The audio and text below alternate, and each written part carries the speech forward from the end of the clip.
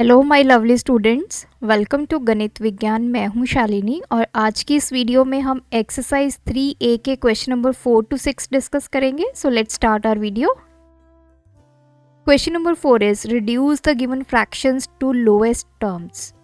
अब आपको यहाँ पे कुछ फ्रैक्शंस गिवन है, आपने इसको लोएस्ट टर्म में कन्वर्ट करना है। लोएस्ट टर्म का मतलब होता है कि उसके बाद किसी भी कॉमन मल्टीपल के ऊपर ये जो दोनों वैल्यूज़ हैं, न्यूमिनेटर और डिनोमिनेटर, वो कैंसिल नहीं होंगी।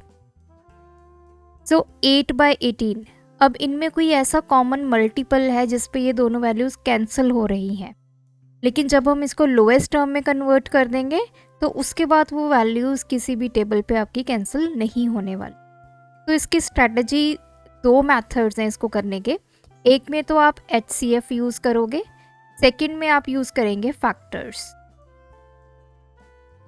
देखिए, हम यहाँ पे HCF मेथड को यूज़ करेंगे। मैं आपको एक जो पार्ट है वो फैक्टर से भी करके दिखा दूँगी, तो आपको जो बेस्ट अप्रोच लगे वो आप यूज़ कर सकते हैं।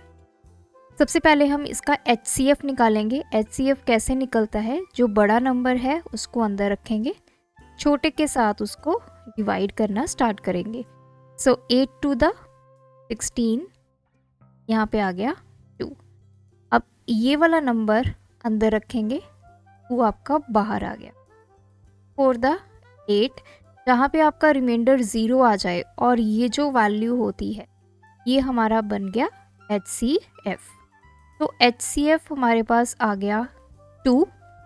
अब 8/18 है, न्यूमिनेटर को भी आपने HCF से डिवाइड करना है 2 से, डिनोमिनेटर को भी आपने 2 से डिवाइड करना है।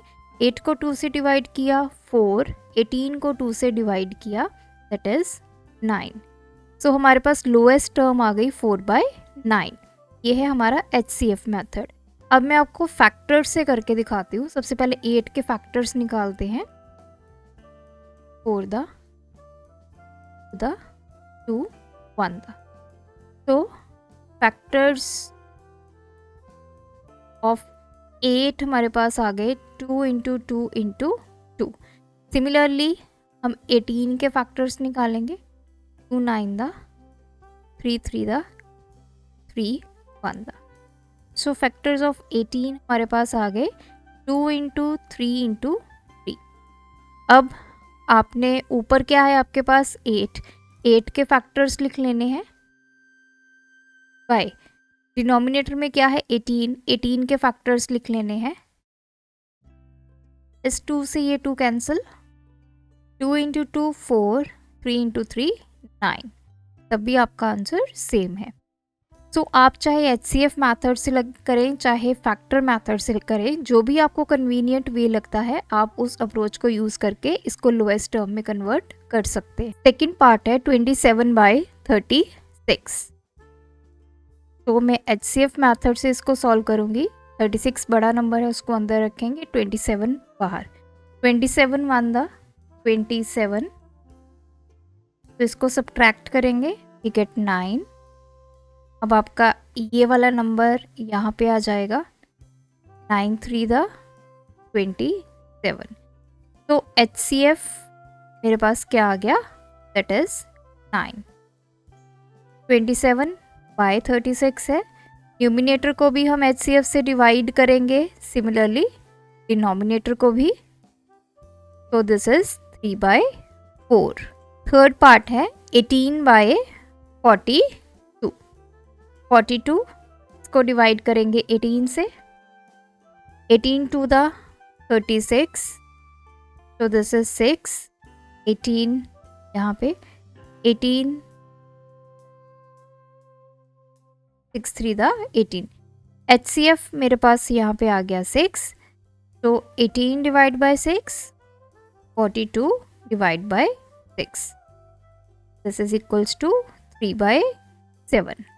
तो लोएस्ट टर्म आपकी आ गई 3/7। फोर्थ पार्ट है 35/75। 75 को डिवाइड करेंगे 35 के साथ, 35 2 द 75, यहाँ पे आएगा 35, 5 7 द 35, तो HCF आपके पास आ गया 5, 35 divide by 5 by 75 divide by 5, तो ये 7, ये आ गया 15. 7/15 is the lowest term. Fifth part है 18/45. 45 अंदर, 18 बाहर, तो 18 to the 36, वैल्यू आ गई 9. 18 अंदर, 9 to the 18. HCF आपके पास आ गया 9. 18/45, 18 को भी डिवाइड करेंगे 9 के साथ, 45 को भी डिवाइड करेंगे 9 के साथ, यू विल गेट 2/5. तो इस तरह से ये दो मेथड्स हैं जिसकी हेल्प से आप लोएस्ट टर्म को कैलकुलेट कर सकते हैं. Now next question is state true और फॉल्स. आपके पास दिया गया है 30/40 and 12/16 are equivalent fractions. Equivalent fractions कब होती हैं? दो फ्रैक्शंस जब आप उसका लोएस्ट टर्म कैलकुलेट करो और वो दोनों इक्वल आए. दो फ्रैक्शंस जब इक्वल होती है उसको इक्विवेलेंट फ्रैक्शन बोलते हैं. तो सबसे पहले हम 30/40 को लोएस्ट टर्म में कन्वर्ट करते हैं. को कन्वर्ट करने के लिए इसका HCF निकालेंगे. 40 यहाँ पे आ गया 30. 1 the 30, दिस इज 10.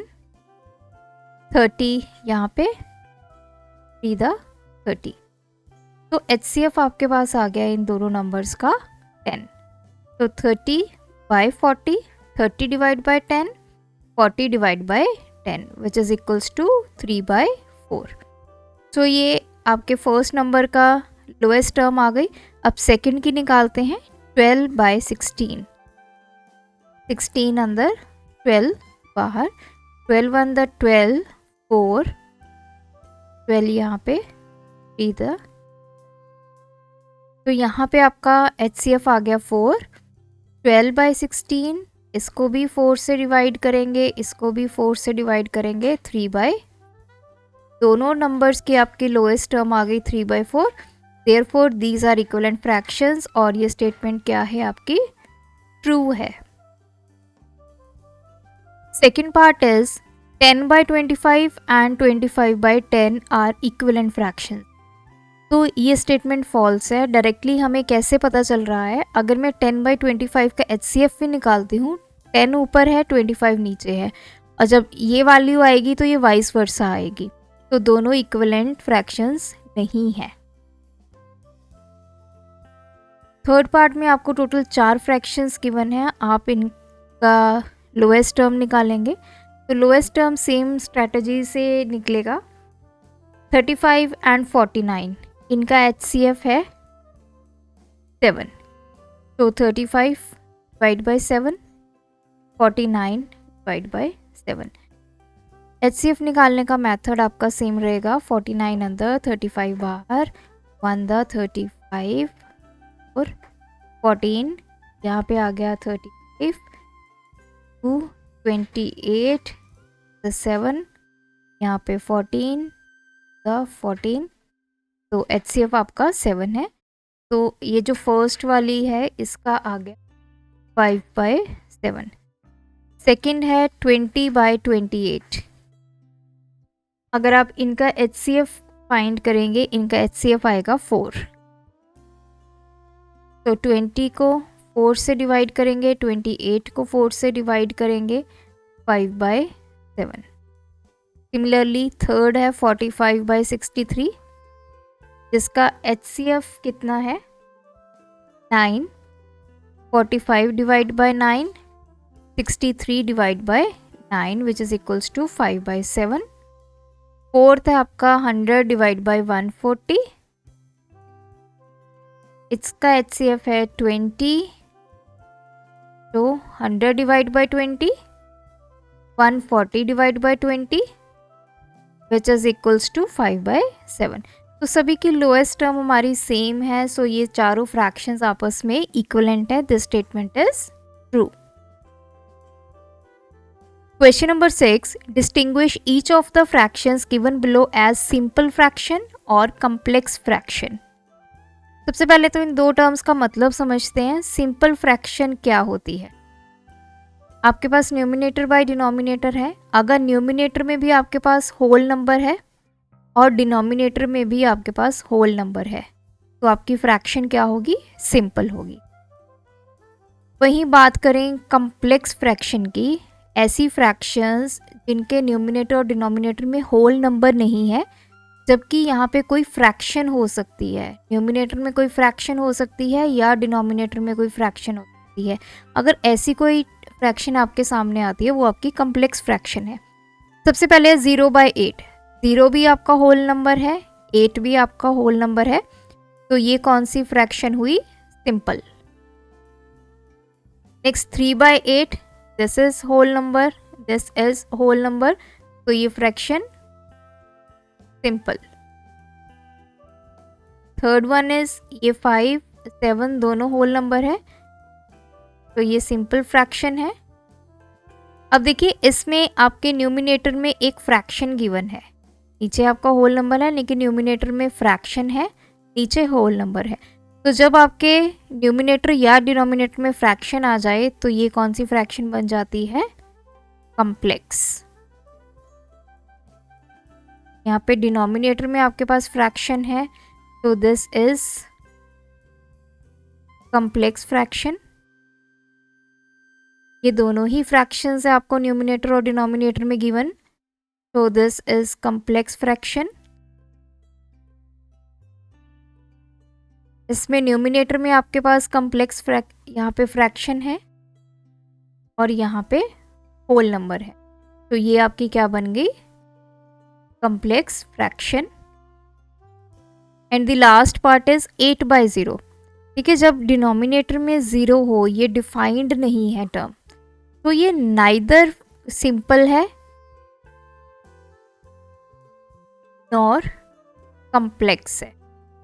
इसको आप किसी भी कैटेगरी में कैटेगराइज नहीं कर सकते हैं कि डिवाइड बाय 0 या डिनोमिनेटर में 0, ये हमारे मैथमेटिक्स में अभी तक इसमें कुछ भी डिफाइंड नहीं है, तो ना इसको इस कैटेगरी में बोलेंगे ना इसको दूसरी कैटेगरी में इसको रखेंगे। तो यहाँ पे हमारी एक्सरसाइज 3A कंप्लीट होती है। आप भी इन क्वेश्चंस की प्रैक्टिस कीजिए। अगर कोई क्वेरी हो तो आप हमें कमेंट करके पूछ सकते हैं। Thanks for watching this video.